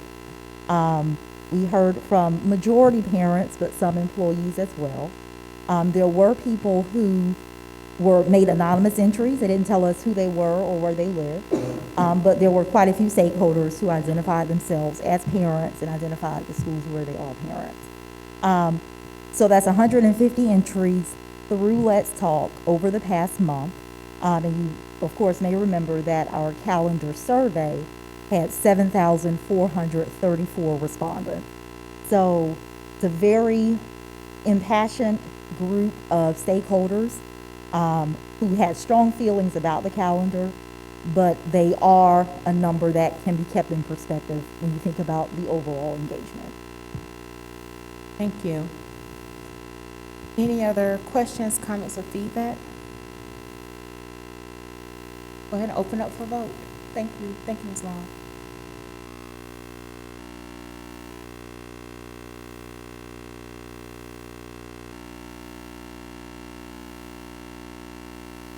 Oh, thank you. Thank you, former chair. Thank you for that. May I please? Do we have a motion to approve the student calendar recommendation? So moved. It's been properly moved by Aretta Baldwin. Do I have a second? Second. Second by Cynthia Briscoe Brown. May we open it up for vote?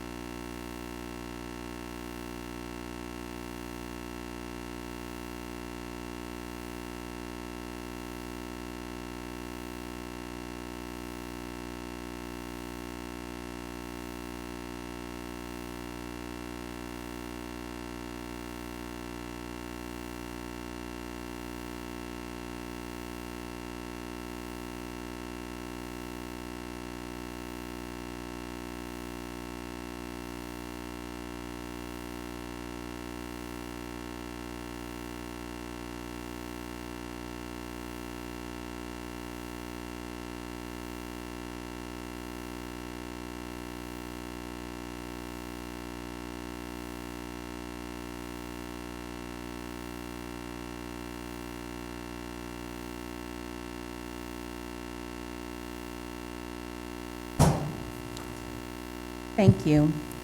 Now we have a couple of board resolutions, starting with item 7.1, a resolution to promote National School Counseling Week. So I will read that resolution. Whereas school counselors are employed in public schools to help students reach their full potential, and whereas school counselors are actively committed to helping students explore their abilities, strengths, interests, and talents as these traits relates to career awareness and development. And long list of problems and issues related to the proposed city of Buckhead City. More than that, as a member of a family with 6 generations of roots in Buckhead, and as a lifelong resident, I know that Buckhead has always believed in community, in building community, not tearing apart. From the Buckhead residents who've been mayors, city council members, business and philanthropic leaders, and my own predecessors on this board, to the singles, couples, and families who've always called it home, true Buckhead natives have always considered it a responsibility and a privilege to contribute their time, talent, and treasure to benefit the larger community. That's why the misleading, divisive, and even threatening statements and actions by some of the supporters of this movement have been so distressing to me as a Buckhead native and a citywide elected official. Our schools, like everything else about our city, are better when we all work together for the benefit of every child. As I think the resolution makes clear, the status of the schools in a proposed Buckhead City is not clear. There are so many issues to resolve which have not even been touched on, and some of which can't be resolved without changes to longstanding law, our charter of the school system, and even the state constitution. And regardless of the outcome, every dollar, every hour, and every brain cell we use in APS trying to resolve these issues, which shouldn't be issues at all, are a waste of resources that we could be using to prepare students from every neighborhood in Atlanta for successful and fulfilling futures. And that's why this resolution is so important for us to approve tonight.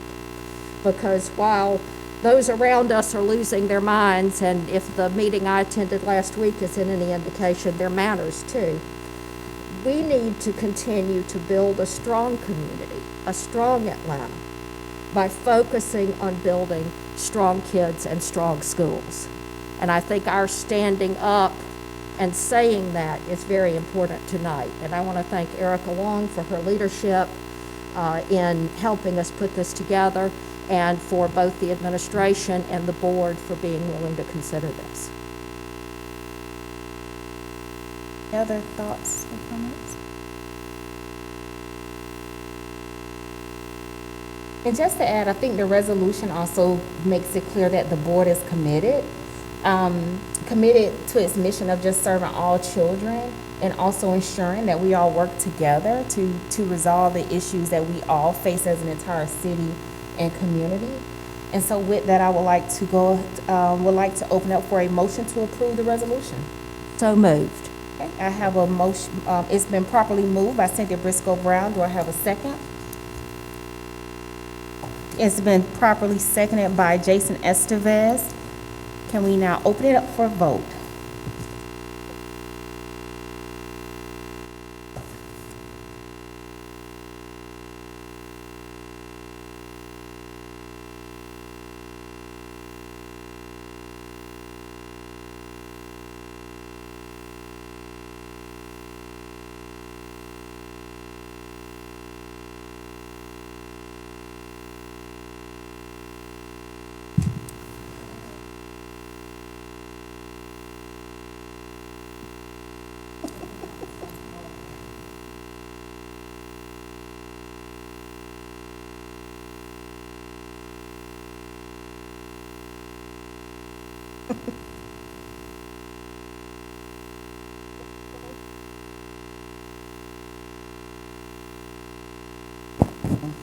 Now we will entertain our last resolution, Resolution 7.3, expressing opposition to divisive legislative proposals that stifle instruction in K-12 classrooms. And so it is here that the Atlanta Board of Education works to ensure all students, regardless of their background or the diversity within our schools, are receiving learning experiences truly reflective of the rich, diverse history and tapestry that has contributed to and shaped our nation.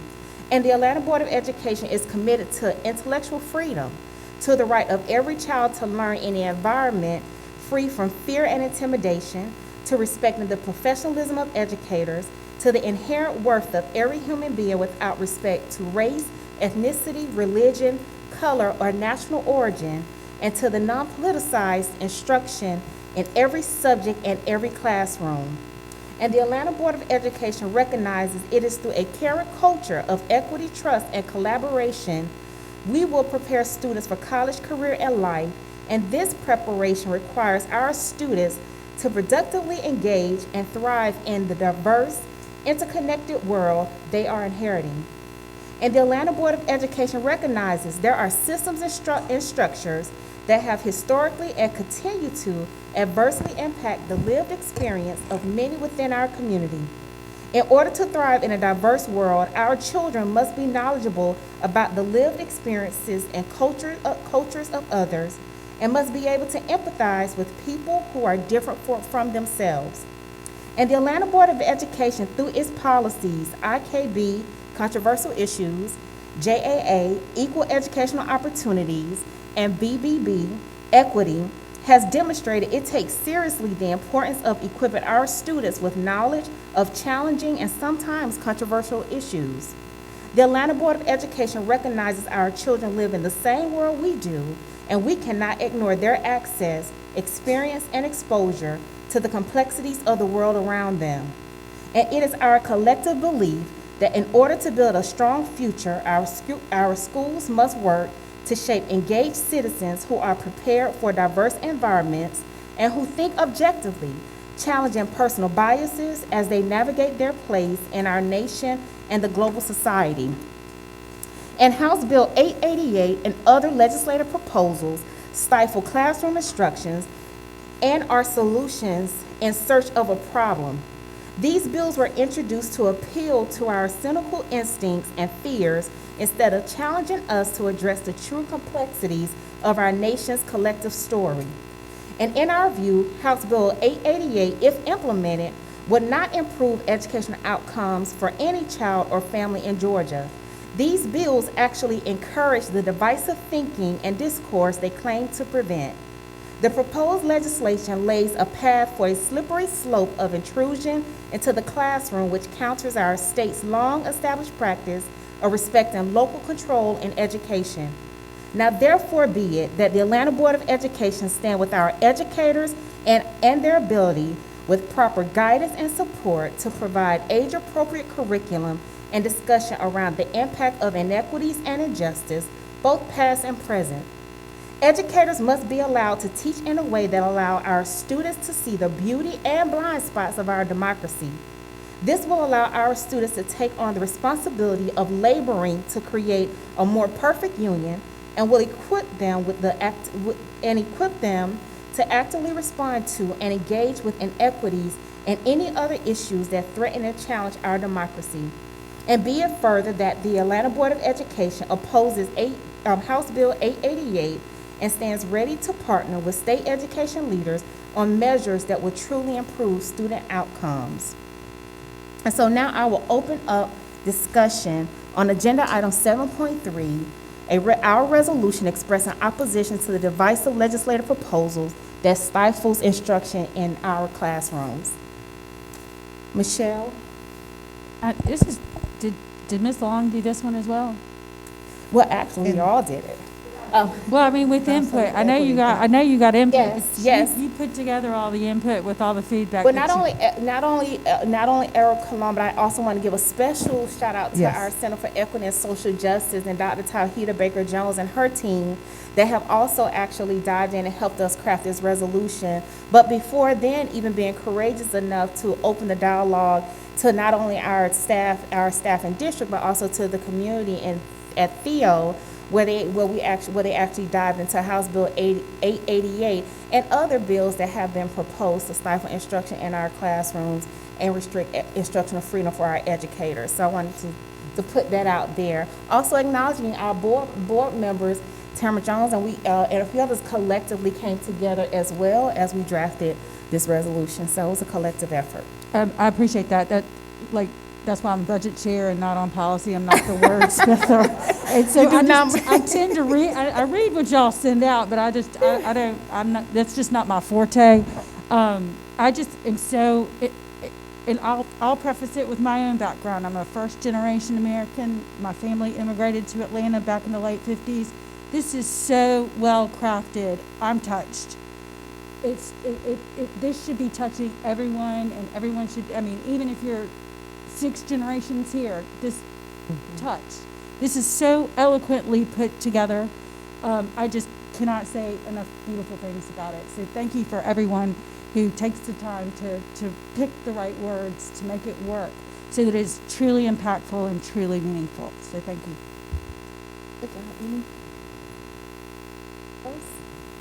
Board Chairwoman, I just want to say that as we still find ourselves in session, that we are not only appreciative of the board bringing forward this resolution at this time, and also for the collective work of establishing a position on maintaining what makes Atlanta Public Schools extraordinarily unique, but that we also, even as superintendent, I stay committed to advocating so that we can have in our classrooms authentic experiences of learning for our children regardless of background. So this is appreciated. I also want to express, it will be redundant. I was going to say it, but since you said it already, as superintendent, I still want to say, extend my appreciation to all of the co-creators of this language, this as well as the previous resolution, because I do think it speaks volumes to what we remain committed to in Atlanta Public Schools and what makes us an exemplar. So thank you. Yes, agreed. And as you all can see, there's a lot that is happening at the Capitol this session, even with Erica Long's presentation on our legislative update. And just wanted to thank you again for your leadership and keeping us informed and keeping everyone informed as these things are developed. This is not the only bill that is out there, but it is one that we wanted to spotlight opposition to, and opposition to all others that stifle, that has divisiveness in it and stifle instruction in our schools. And as a former educator, educator in Atlanta Public Schools, it was that instructional freedom and practice that allowed me to connect texts and materials and experiences to my students where their curriculum didn't always have it. And so I think it's very important for us to protect that and allow our teachers to teach and our children to develop into great objective and their own people and thinkers, and then also let our families have their support as well. So with that, I know it's getting late. I would like to go ahead and entertain a motion to approve this resolution. So moved. Okay. It has been properly moved by Vice Chair Aretta Baldwin. Second. It has been seconded by Tamara Jones. May we go ahead and move it for a vote?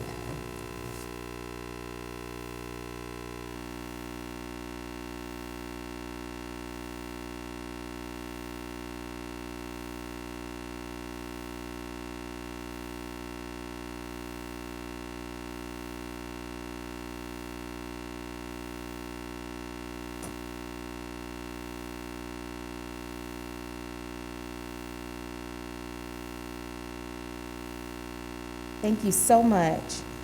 Madam General Counsel, is there a need for the board to report out from executive session? Yes, Madam Chair, the board needs to vote on 2 matters from executive session. The first one for Student Appeal 2022-04. I request a motion that the Atlanta Board of Education upholds in part and modifies in part the hearing officer's finding of facts and recommendations as discussed in executive session.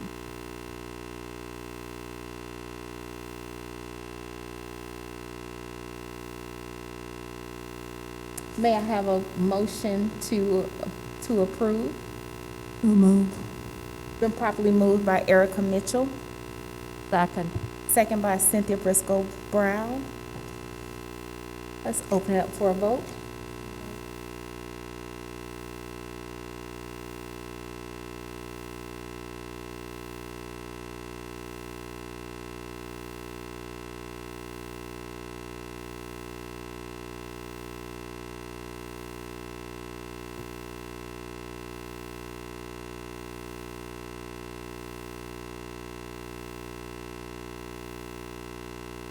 And for Student Appeal 2022-05, I request a motion that the Atlanta Board of Education upholds in part and modifies in part the hearing officer's findings of fact and recommendations as discussed in executive session. Do I have a motion to approve? So moved. Been properly moved by Erica Mitchell, second by Jason Estevez. Let's open up for a vote.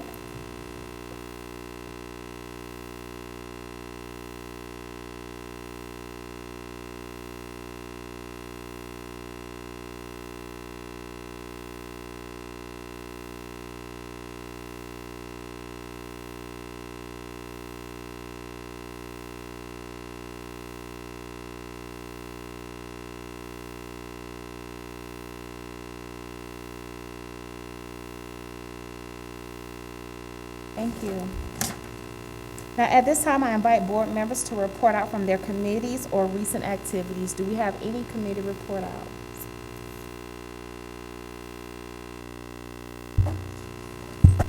Hearing none. Mr. Gaither, am I missing anything?